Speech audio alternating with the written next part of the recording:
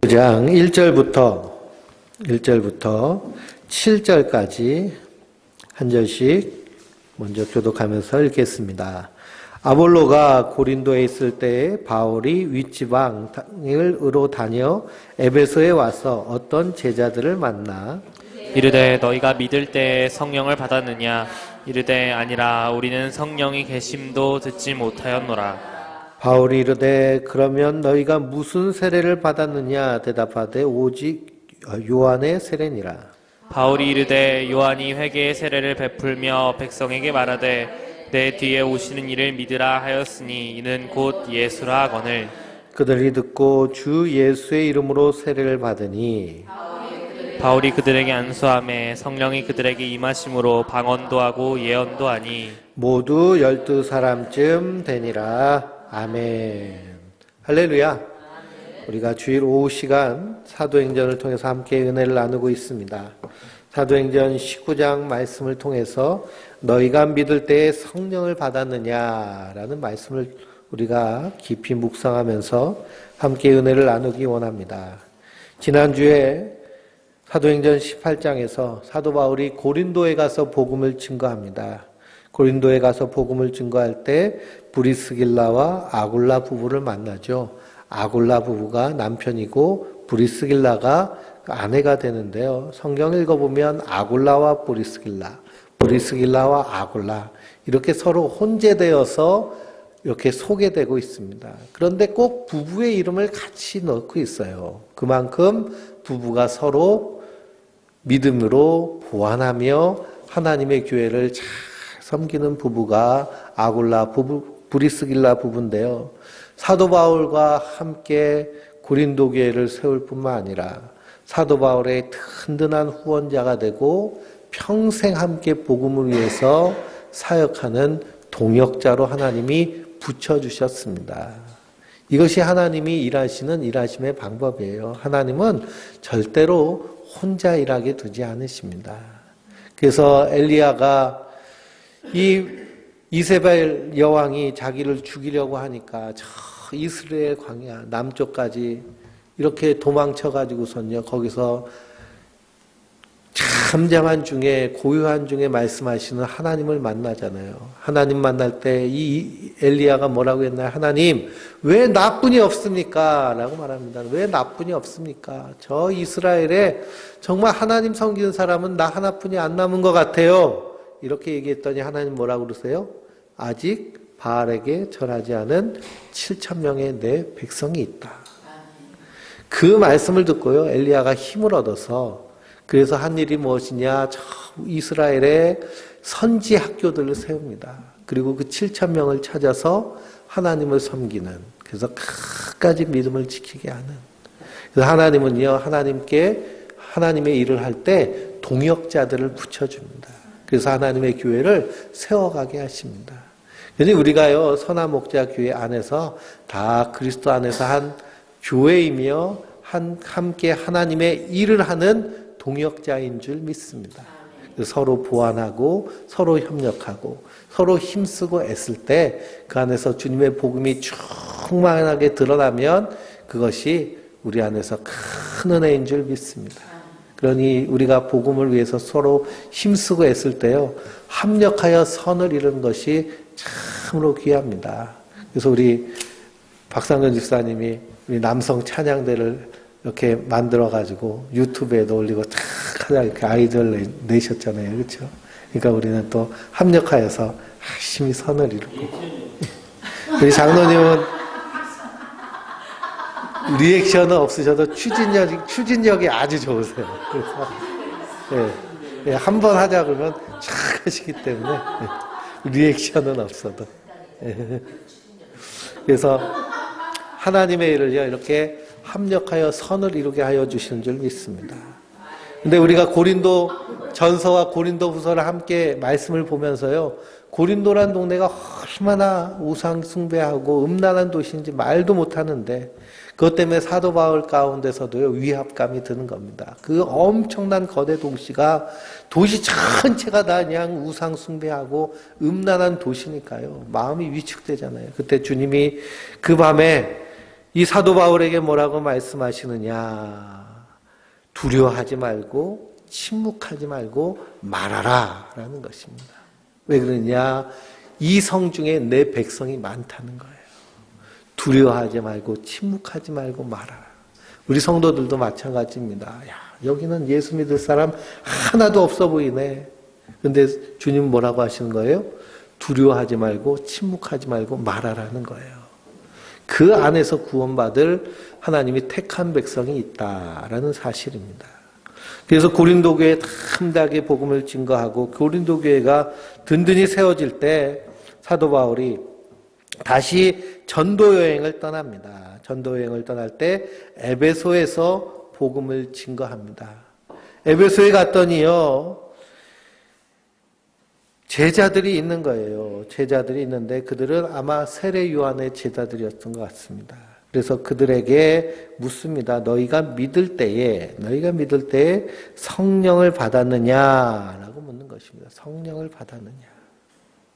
성령을 받았느냐라고 할 때 성령은 들어본 적도 없다라고 하니 예수 그리스도의 복음을 증거하고 그들에게 예수의 이름으로 세례를 줄 때 그들 가운데 성령님이 임하시는 성령 세례를 받게 되는 것을 봅니다. 그 앞에 부분 성경을 봐도요, 알렉산드리아에서 아볼로가 왔을 때 브리스길라와 아굴라가 그를 데려다가 복음을 증거하고 성령에 대해서 다 이야기할 때 그가 성령 충만하여서 고린도 교회의 지도자가 되는 것을 우리가 말씀을 통해서 발견할 수 있습니다. 그러므로 예수를 믿는다라고 할 때 그 믿음 안에서는 반드시 성령 받은 증거와 역사가 있어야 될 줄 믿습니다. 너희가 믿을 때 성령 받았느냐? 그러므로 우리가 예수를 믿는다라는 것은 내 안에 성령님이 계시냐, 계시지 않느냐라는 분명한 믿음의 확증과 증거가 있어야 됩니다.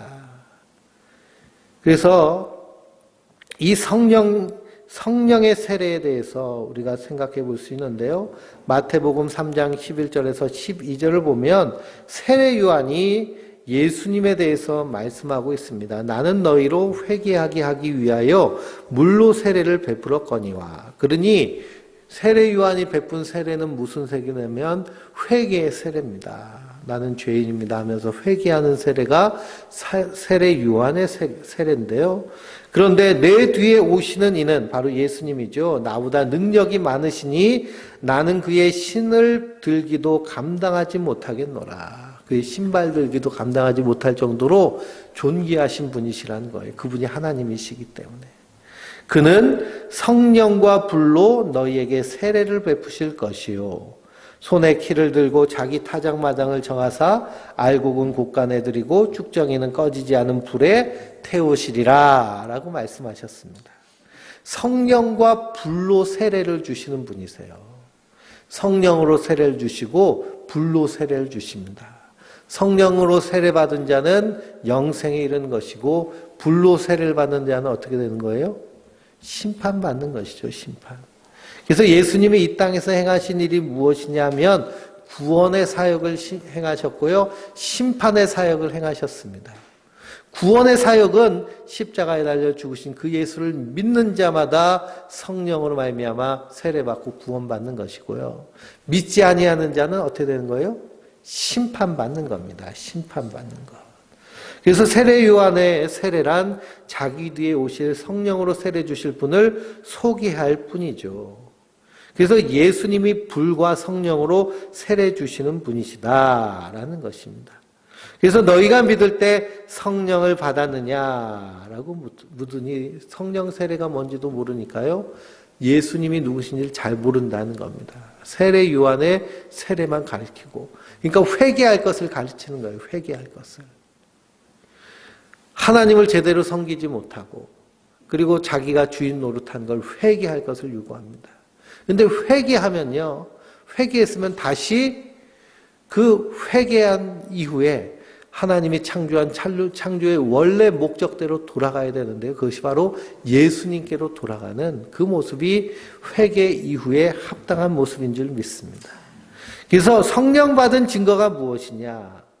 어떤 교단, 오순절 교단에서는 성령 받은 증거가 방언이다라고 했어요. 방언.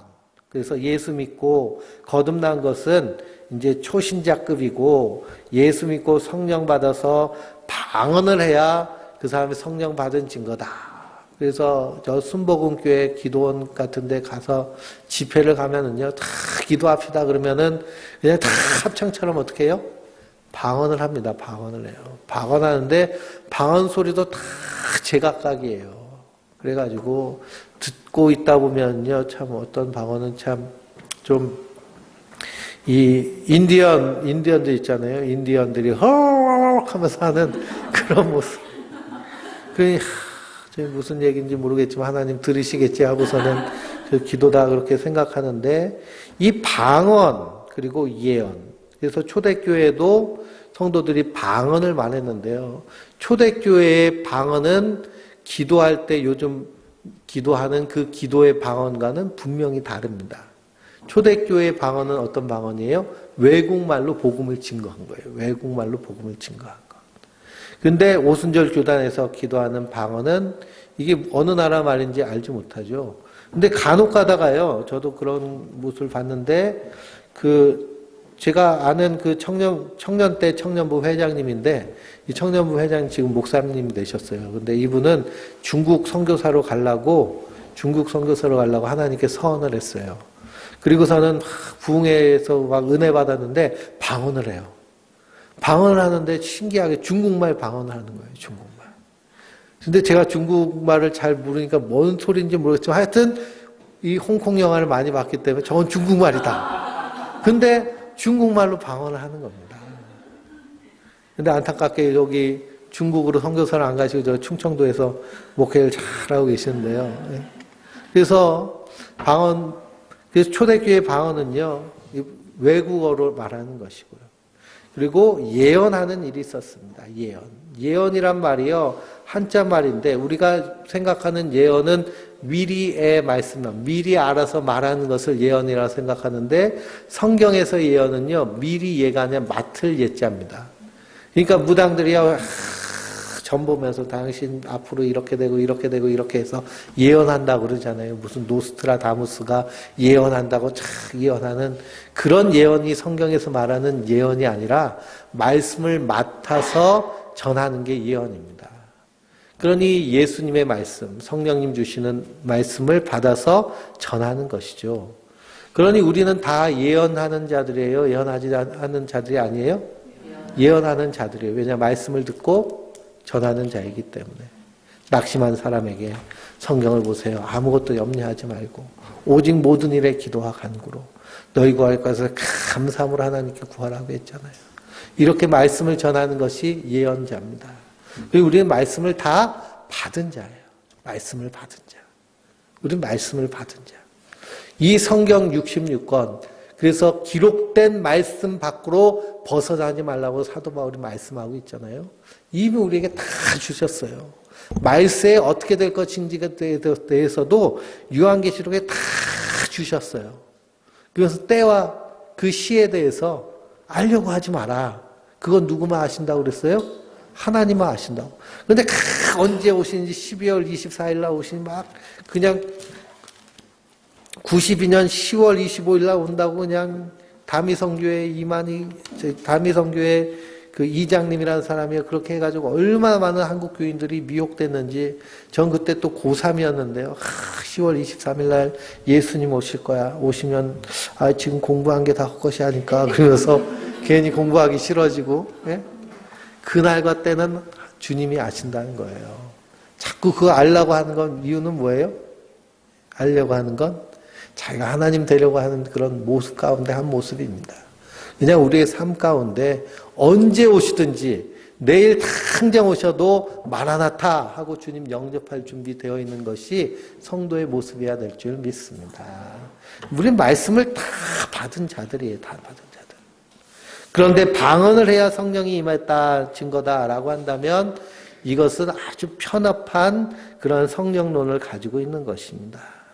그래서 예수님 분명히 말씀하셨죠. 요한복음 16장에 성령이 너에게 임하시면 죄에 대하여 의에 대하여 심판에 대하여 세상을 책망하시리라. 먼저 누가 책망을 받아요? 내가 죄에 대해 의에 대해 심판에 대해. 그러니 성령이 우리 안에 임한 증거는 무엇이냐? 내가 얼마나 죄인인지를 아는 것이고, 그리고 하나님의 의가 예수 그리스도 안에서 어떻게 이루어지는지를 믿어지는 것이고, 반드시 심판이 있으니 이 땅 가운데서 어떻게 사는 거예요? 구원받은 자로 하나님 나라를 세워가며 사는 것이 성령 받은 증거와 그 모습입니다. 그러니 창세기를 읽어보면 그 하나님과 동행하다가 죽음을 보지 아니하고 하나님 나라에 올라간 사람이 있잖아요. 그렇죠? 에녹이 그랬습니다. 하나님이 그를 죽음을 보지 않고 하나님 나라로 올라가게 하는. 근데 그가 언제부터 하나님과 동행하였느냐 하면 무두셀라를 낳고부터 하나님과 동행했습니다. 무두셀라라는 말의 뜻에는요, 하나님이 심판하신다라는 뜻이 담겨져 있어요. 하나님이 심판하신다라는 그 계시를 받은 이후부터 이 땅은 심판받을 세상이구나. 그러니 이 땅을 바라보지 않고 어디를 바라봐요? 하나님 나라를 바라보며 하늘 소망을 가지고 살아가는 것입니다. 그러니 주님과 동행하는 것이죠. 우리가 이 땅에 소망이 있으면은요, 이 땅에 어떻게 살지 막 보고 다니고 이렇게 살잖아요. 근데 이 땅의 소망이 딱 끊어지면 어디를 바라보는 거예요? 하늘을 바라보는 것이죠, 하늘을. 그래서요, 하나님의 사람들 반드시 하나님이 이 땅에 소망을 두지 않고 하늘의 소망을 두도록 그렇게 인도하여 가시고요, 이끌어 가시는 줄 믿습니다. 그래서 어떻게 하면 사람을 기쁘게 할까라는 삶을 살다가도 어떻게 하면 하나님 기쁘시게 되실까? 하나님 원하시는 것은 무엇일까? 하나님의 교회를 든든히 세워가는 길이 무엇인가? 거기에 대한 근심과 염려와 그리고 여러 가지 생각들, 이것이 누가 주시는 생각이에요? 성령님이 우리와 함께 하시니 주시는 생각입니다. 그래서 사도 바울도요, 늘 그 안에서 그 거룩한 고민들, 근심들, 걱정들, 염려와 근심과 걱정하지 말라고 그랬는데요, 무엇을 먹을까, 무엇을 입을까 그런 걱정이 아니라 하나님 나라를 위한 근심, 그것은 생명을 살리는 근심이기 때문에 그런 근심을 해라 라고 사도 바울은 또 말씀하고 있는 것입니다. 그러니 성령이 우리 안에 임하신 증거는 우리 안에서 예수님의 그런 형상이 나타나는 것, 예수님의 인격적인 모습. 그래서 성령의 열매가 있잖아요. 사랑과 희락과 화평과 인내와 자비와 양선과 충성과 온유와 절제니. 이 성령의 9가지의 열매들은요, 다 어떤 열매예요? 인격적이고 성품적인 열매입니다. 그래서 성령 받은 증거가 무엇이냐? 방언을 하지 못해도, 방언이 안 나와도요, 인격적으로 그 삶 가운데서 그런 예수님의 사랑이, 그리고 그 안에서 저 천국의 기쁨이, 그리고 그 안에서 평안한 하나님의 평강이 넘쳐서 든든하게 서서 흔들리지 않는, 그냥 호떡집에 불나니까 호떡집 아줌마가 어떻게 하면서 그냥 왔다 갔다 하면서 물 견지는 것처럼 그렇게 호들갑 떠는 인생이 아니라 든든히 서서 흔들리지 않고 굳건하게 한 걸음 한 걸음 믿음으로 나아가는 그런 모습들, 이게 성령의 모습이 받은 자들의 모습인 줄 믿습니다. 그래서 성령이 우리 안에 임하시면요, 반드시 하나님을 기쁘시게 하는 길로 나아가는 것이죠, 하나님을 근심시키게 하는 길로 나아가지가 않습니다. 그래서 우리가 날마다 구해야 될 것이 성령으로 충만케 하여 주시옵소서. 그래서 예수의 이름으로 세례를 베푸니 그들 가운데 성령이 임하십니다. 성령이 임하시니 방언도 하고 예언도 하면서 무엇이 드러나는 거예요? 예수님이 드러나는 거예요. 예수님이. 방언 기도 받았다고 방언을 확 하는데 기도 딱 끝나고서는 자기 일터에 가가지고서는 세상 사람들보다 더하게 갑질하고 그러면, 그건 그 안에 성령님이 계시는 걸까요? 그래서 우리가 이것을 잘 분별해야 됩니다. 너희가 예수 그리스도를 믿는 믿음 가운데 있는지 너희를 시험해 보라고 했잖아요. 시험해 보라고. 교회 안에서는 그냥 천사 같고 교회 안에서는 그냥 예수님 같은데 교회 밖에 일터에 가가지고서는 그냥 갑질해가지고 밑에 사람들 힘들게 만들고 고통스럽게 만들면 그 사람들이 그 사람을 향해서 뭐라 그래요? 저 단계 예수 믿으면 나는 교회는 다시는 안 간다 그렇게 얘기를 하잖아요. 복음에 방해가 되는 것이고 장애가 되는 것입니다. 그러니 우리가 두렵고 떨림으로 우리의 구원을 이루어간다라는 것은요. 나를 통해 복음이 증거돼야 되는데 나의 삶의 모습을 확인하고 바라보며 함께하는 것 이것이 성령 받은 성도들의 모습인 줄 믿습니다.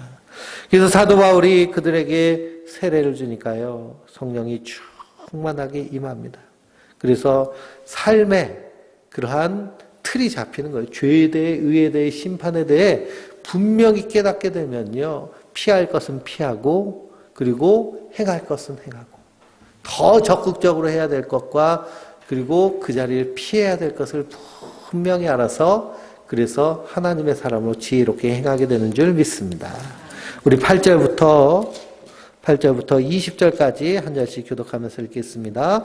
바울이 회당에 들어가 석 달 동안 담대히 하나님 나라에 관하여 강론하며 권면하되 어떤 사람들은 마음이 굳어 순종하지 않고 우리 앞에서 이 돌을 비방하거늘 바울이 그들을 떠나 제자들을 따로 세우고 두란노 서원에서 날마다 강론하니라. 2해 동안 이같이 하니 아시아에 사는 자는 유대인이나 헬라인이나 다 주의 말씀을 듣더라.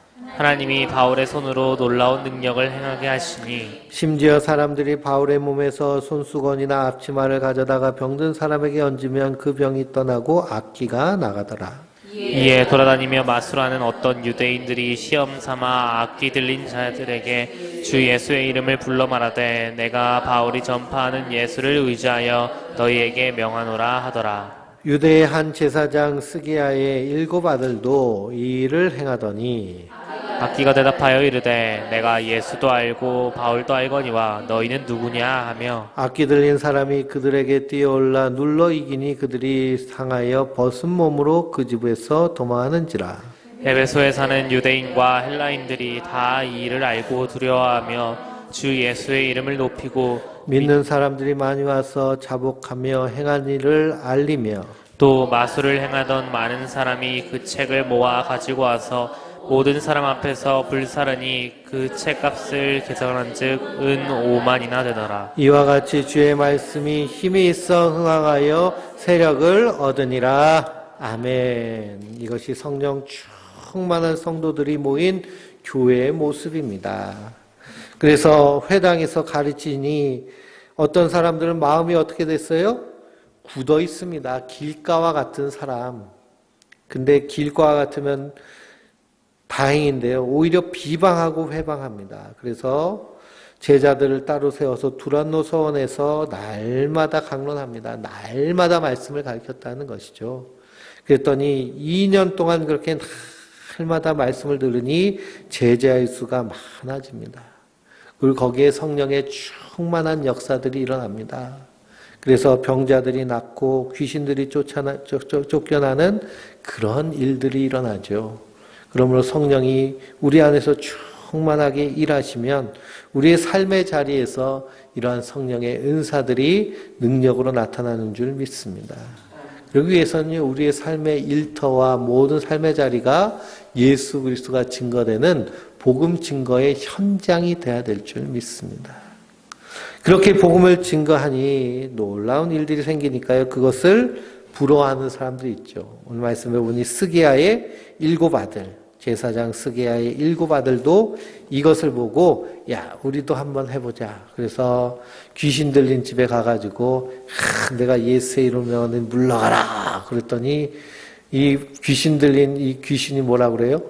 내가 예수도 알고 바울도 아는데 넌 누구냐? 그런 겁니다. 그러니까 마귀도 뭘 알아요? 예? 성령 받은 사람 안다는 겁니다. 예? 마귀도 성령 받는 사람 안다는 거예요. 그러니 우리가 정말 믿음 안에 거해야 될 점이 있습니다.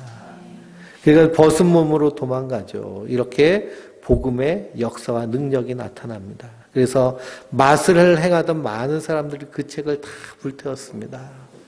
지금은요, 온갖 마술도 오고 요즘은 타로 점 보는 것이요 얼마나 유행인지 그냥 저 서울의 롯데타워 갔더니요 거기도 그냥 층마다 타로점 치는 사람들이 그렇게 자리를 잡고요 타로점을 쳐요. 젊은 애들이 줄 서가지고요 거기서 점괘 봅니다. 그게 얼마나 미신적이고 미혹된 것인지를 이제 모르는 거예요. 그냥 취미 재미로 한다 그러는데요. 그게 마귀한테 코 깨는 것이죠. 자기 장래를. 그래서 이런 점치는 것들 예전엔 책이 비싼 시대니까요. 그 점괘 나와 있는 책들 다 불태워 버립니다. 그래서 성령님이 역사하시니 주의 말씀이 힘이 있어 흥황하여 세력을 얻으니라. 이것이 부흥의 모습입니다. 말씀이 힘있게 나타나는 모습. 그 말씀의 삶 가운데 힘있게 능력으로 나타나는 모습. 부흥은요, 수천 명, 수만 명 모아놨다고 부흥이 아니고요.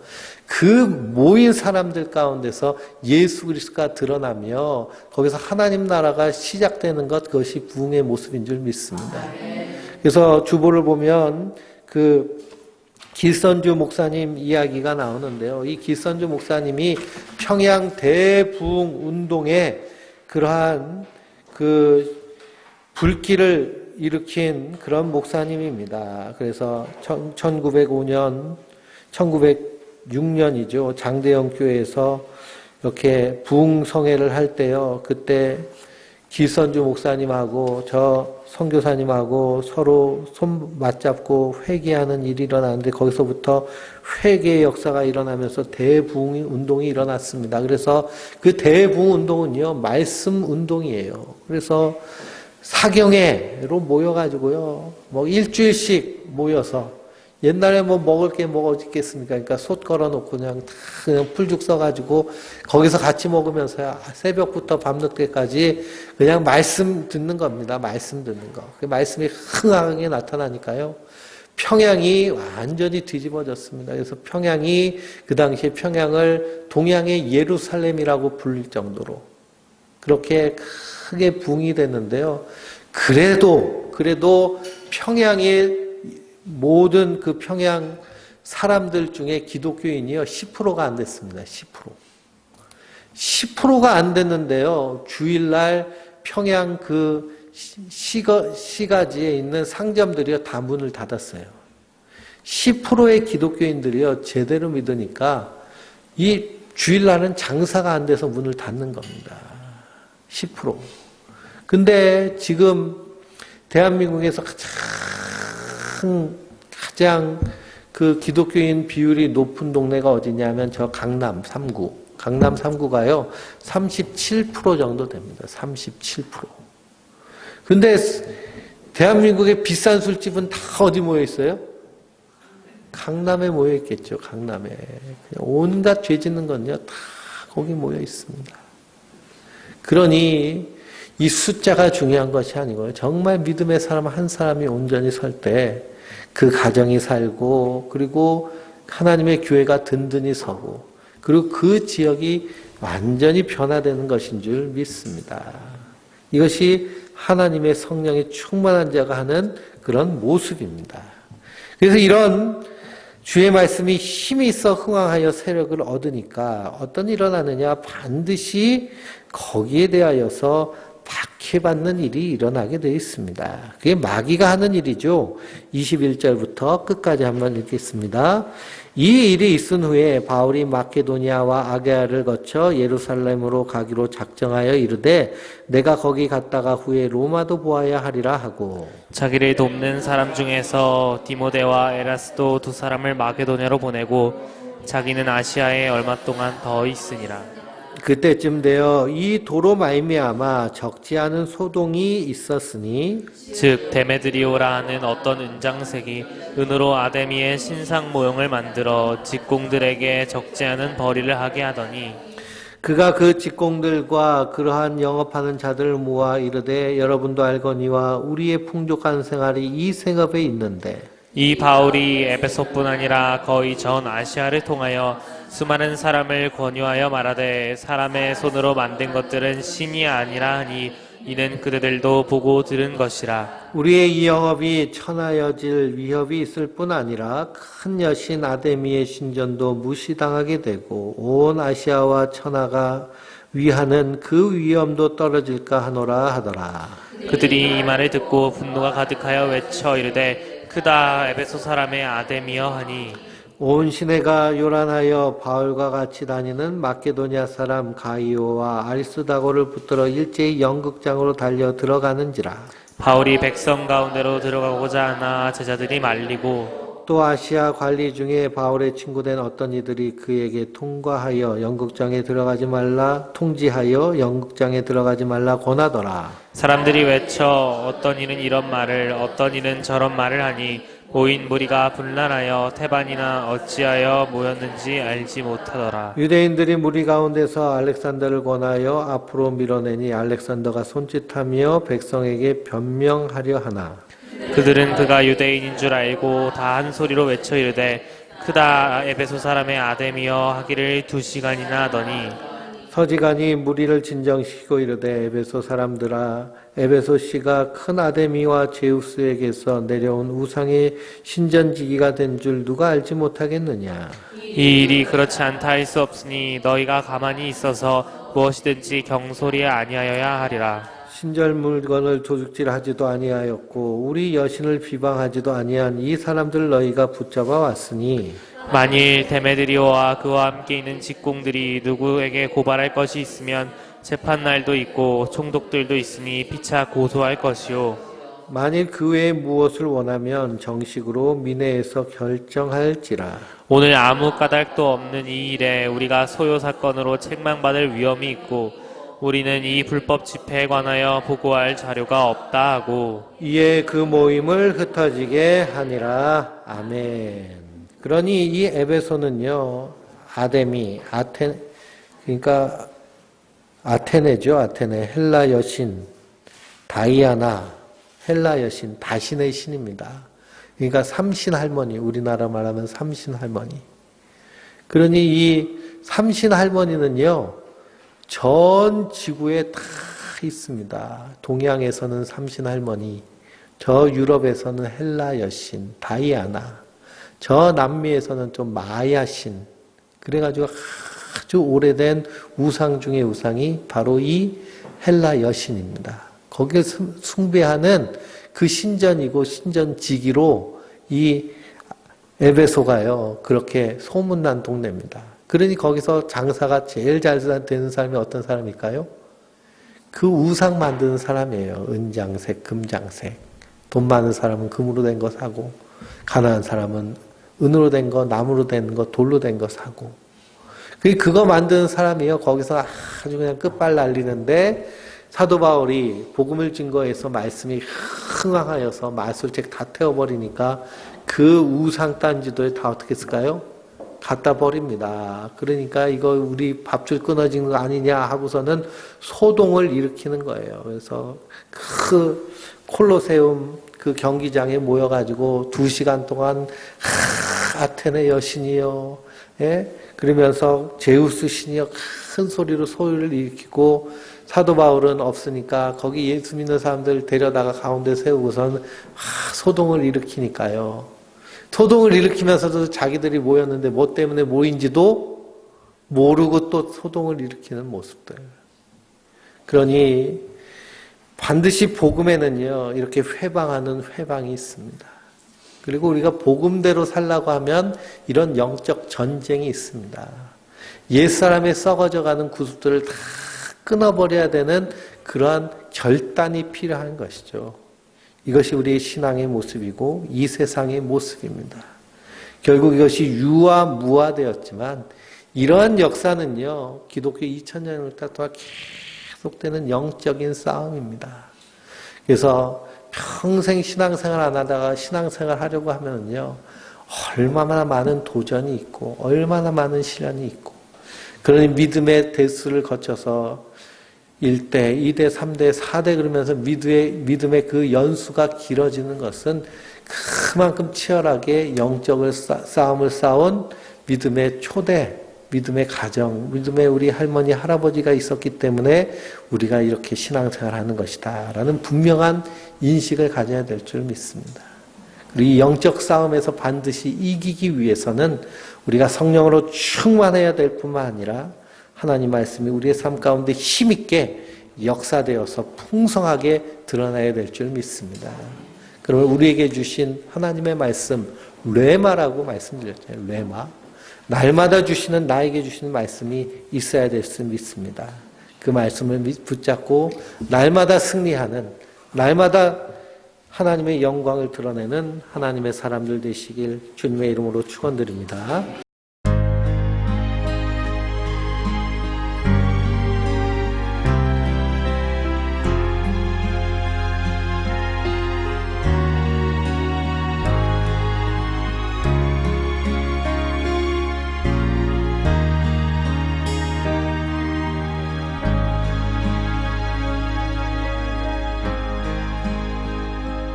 어둠 속에 매이던 내 영혼 갈 길 몰라 방황할 때에 주의 십자가 영광의 그 빛이 나를 향해 비추어 주셨네. 주홍빛보다 더 붉은 내 죄 그리스도의 피로 씻기어 완전한 사랑 주님의 은혜로 새 생명 주께